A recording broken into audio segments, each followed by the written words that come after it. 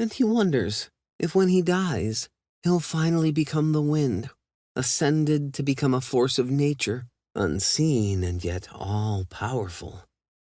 Only one way to find out.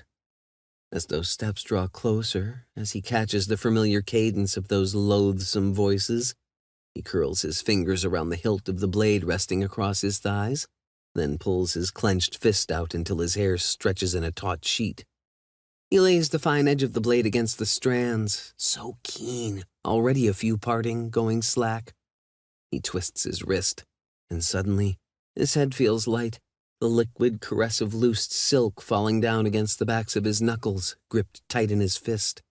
He stares down at the platinum blonde sheath for long moments, then begins to coil and coil and coil it around his hand until it's a shining, perfect ring, one he rests against his thigh, as he lifts the blade again and sends more shorter strands showering down like starlight rainfall as he strokes the blade's oily-feeling cold edge against his scalp with the strangest scraping noise, until under his fingers what remains feels like velvet, and there's only enough left to still mark him as himself.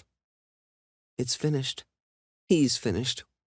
And he raises the blade one last time and presses it against his throat.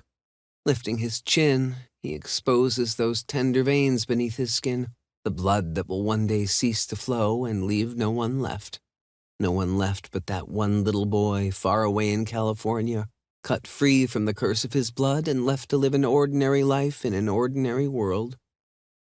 Sila will be the last, he thinks, now that she is gone, perfected and loved just as Mama was. He will be the last, and that's all right. He caresses the cold, curving edge against his throat, a thread-fine kiss of sharpness, barely a hair's breadth of steel, and yet it's enough that all he has to do is press in when the time comes. Press in, and that micro-sharp surface will part his atoms, slip between them, separate them from each other until he splits and bursts in a shower of red.